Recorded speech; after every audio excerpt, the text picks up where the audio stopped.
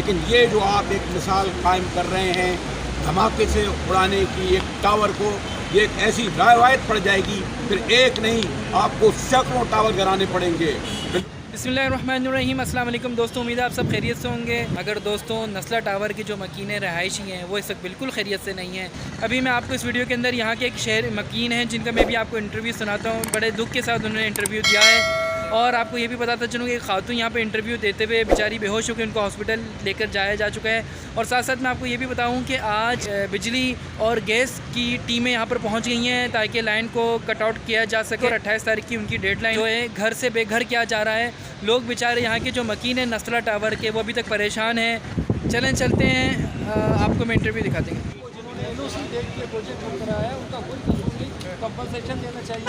फिर आपको देखना चाहिए कि जिसने ज़मीन दी है उसने गलत दी तो उसको उसको बुलाना चाहिए, सोसाइटी को। आपको इदारों को बुलाना चाहिए जिन्होंने एनओसी दी और जिन्होंने अप्रूवल्स किए। आपको बाकी गवर्नमेंट ऑफ सिंध को बुलाना चाहिए और गवर्नमेंट ऑफ सिंध की जिम्मेदारी लगानी चाहिए कि कंपनसेशन पहले करें, उसके बाद उसको तोड़ना और तोड़े। जो भी मतलब इंडस्ट्री, तो लोगों का एतमाद ही ख़त्म हो जाएगा। आज के बाद मुश्किल हो जाएगी ये हाउसिंग इंडस्ट्री कराची में काम होना। लोग मूव हो जाएंगे, इस्लामाबाद काम कर रहे हैं। तो भाई ये पैसा मूव करता है, जिस तरफ डायरेक्शन होता है उसी तरफ जाता है। जहाँ पॉलिसीज होती है, जहाँ इन्वायरमेंट होता है, वहाँ पैसा चल जाता है और वही आप कराची से बिजनेस शुरू होता जाएगा।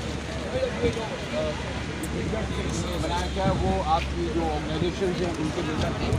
जी हाँ, आबाद के मेंबर हैं, हमारे कॉन्टेक्ट में है।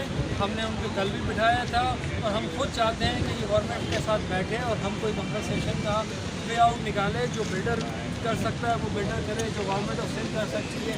हम एक मिलजुल के पूरा बनाए ताकि लोगों को हम कहीं रिलीफ दे सकें, ना कि इनकी बिजली पानी अब सेवरेज काट के लोगों को दर बदर कर देंगे रोडों पे। इससे पहले किसका कंपनसेशन मिला इस मुल्क में?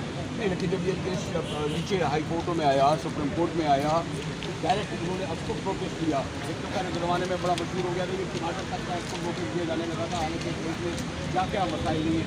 तो ये जो आप फर्ज से इनके लॉयर ने अच्छा कह दिया, आप पुलिस में पार्टी पूरी करेंगे।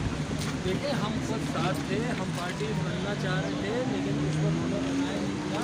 और मसला ये था कि दोनों अलॉटी भी पार्टी थे और बिल्डर भी पार्टी था। दोनों ने रिव्यू की पिटीशन दोनों रिजेक्ट हो गई और दोनों सूटों में पहले ये कहा गया कि ये नाले पे सोम हो तो नाले पे लिया गया। अगर नाले पे था तो हम कहते बिल्कुल सही है, देना चाहिए, कोई गलत बनी है।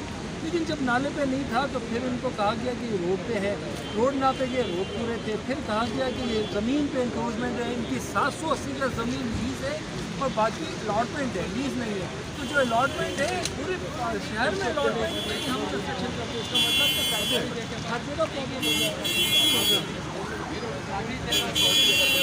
तो गालिबन कोई कराची में 4-450 जो नालों पे खड़ी हैं, ज़्यादा इसका मैं कह रहा हूँ कि सुप्रीम कोर्ट के लिए 7-8 ऑर्डर से पहले बिल्डिंग वो इम्प्लीमेंट नहीं हुए। इस पर इम्प्लीमेंटेशन होने के लिए दबाव है, इसी को डाला जाए।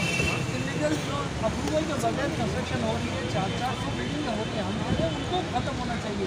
ये तो अप्रूवल के साथ लीगल बिल्डिंग है, तो हम लीगल काम करना तो हमारा ही मुश्किल हो गया। उसके बाद कौन आदमी हम पे भरोसा या बात भी करेगा? अब क्या होगा कि यहाँ पानी काटने आ जाएगी, पुलिस आएगी, दंगा होगा, प्रचार होगा। लोग पहले ही महंगाई के लिए इलाज कर रहे हैं, बात करें छूटोगी जब धमाके से उड़ाएंगे, जब उड़ाया जाएगा खुदा ना करे। आज तक कभी सुना कोई धमाके होगा? फोटो कोई धमाके 9/11 में सुनाए कि जरूर उड़ाया। मेरे ख्याल से पाकिस्तान में हिस्ट्री में तो नहीं हुआ। मेरे ख्याल से तो अल जज़ीरा का बिल्डिंग जैसे स्ट्राइक नहीं कराई थी, अगर ऐसे ही हम कोई टेक्नोलॉजी स्ट्राइक से लिया है वो कैसे उड़ाई? तो उन्होंने रॉकेट मार दिया। रॉकेट मारा जाएगा। नहीं, मैं समझ रहा हूँ कि ये चीज़ें ऐसी हैं जो मुमकिन नहीं, मुमकिनात नहीं है। और ये चीज़ें ऐसी हैं कि इस पर कंसिडर करना चाहिए। जब आपने सब जगह दुनिया में रेगुलाइज किया, पूरे पाकिस्तान में बनी गाला को हमने रेगुलाइज किया, हमने कॉन्स्टिट्यूशन वन कॉन्स्टिट्यूशन अभी को रेगुलाइज किया।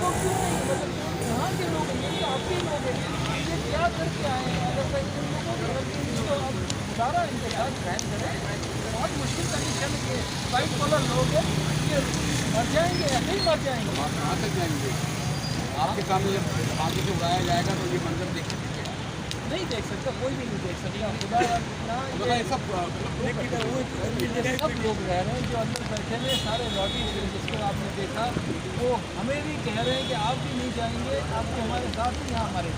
हाँ, शिखानी साहब ने कहा ना, बड़ा इनका कराची शहर की आबादी के लिए, इनकी हाउसिंग के लिए, इनकी फैमिली का बड़ा काम है। और हम तो सुप्रीम कोर्ट में कल भी बड़ा दसबस्ता उनसे अर्ज कर रहा था चीफ जस्टिस साहब। अब आपको क्या बताऊँ, यहाँ पर करोड़ों अरबों रुपए लोग लेके भागते हैं।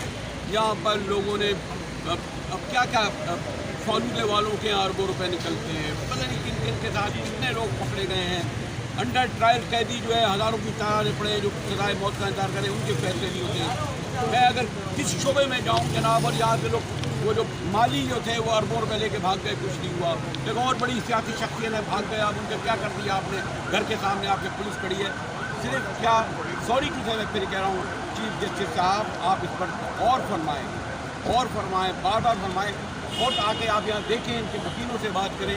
ये कोई ऐसा फैसला नहीं है पाकिस्तान जैसे मुल्क में, जो मैंने कहा ना, इस वक्त क्या कुछ नहीं हो रहा, महंगाई क्या हो रही है, और भी बहुत सारी ऐसी चीज़ें जिसके असर को नोटिस दें। लेकिन ये जो आप एक मिसाल कायम कर रहे हैं धमाके से उड़ाने की एक टावर को, ये एक ऐसी रवायत पड़ जाएगी, फिर एक नहीं आपको सैकड़ों टावर गिराने पड़ेंगे। फिर लोग फिर आएंगे, हर आदमी एक एप्लीकेशन लेके आएगा। इस शहर नहीं, सारे मुल्क में आपको फिर ऐसे गैर कानूनी टावर अगर हैं तो गिराने पड़ेंगे।